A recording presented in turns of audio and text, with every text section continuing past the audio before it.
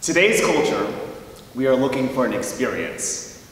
Our culture is looking for what we call an eat, pray, love experience.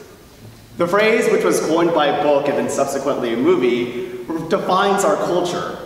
It talks about this desire for a moment. We want that moment of falling in love with someone we least expect, that moment of self-discovery, that moment that will change our lives for the better. We know it's out there, that moment. It's in Bali, it's in Tokyo, it's in Italy.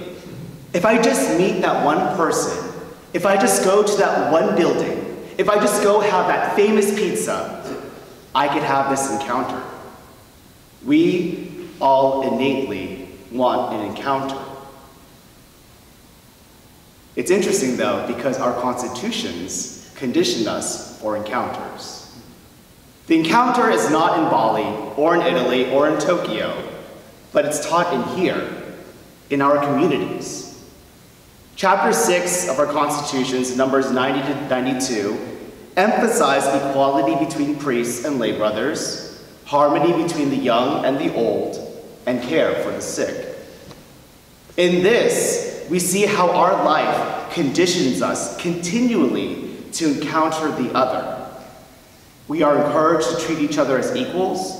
We are encouraged to get to know the older friar or to understand the younger friar. We are encouraged to complement each other with new ideas, but also from experience. We are encouraged to care for the sick brother covered in a shingles rash. Our constitutions do this because naturally as human beings, we gravitate towards cliques. We can start to label each other, the older brothers, the younger brothers, the healthy ones, the sick ones, the priests, or just the lay brothers. It's sort of like we're back in high school where we form these little cliques. The popular ones, the jocks, the nerds, the athletes. But labeling is what psychologists call distorted thinking.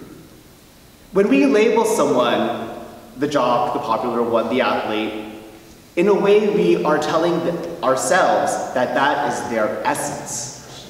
That is all you are. You are just that.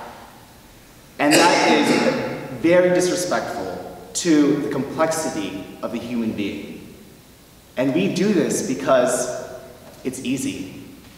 If I just call Christopher a Southern hick, that's it. That's all he is. If I just call Tom White Andy a nerd with all his books, that's all who he is.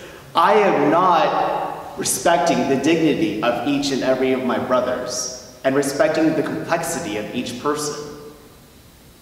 But for anyone who has seen The Breakfast Club, we know that those labels just aren't true. In the movie, radically different teenagers are meant to spend attention with each other. And at first their differences start to clash, but then they all realize when they encounter each other that they are more than their perceived labels.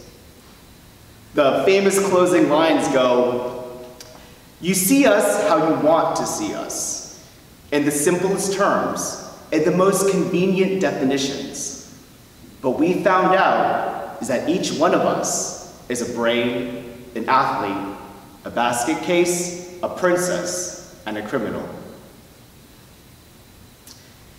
Encountering others and allowing ourselves to be encountered is what the gospel teaches us. When everyone was disregarding the Samaritans, profaning the temple, Jesus encountered a Samaritan. When the woman at the well was avoiding everyone, she didn't want to be encountered by anyone, Jesus encountered her. So in our community life, we have two options. We can encounter the other we don't understand, or we can allow ourselves to be encountered and seen by another brother.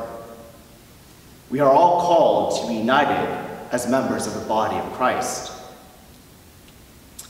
So overall, brothers, we can encounter Jesus in everyday situations and allow ourselves to be encountered, as the Constitutions say.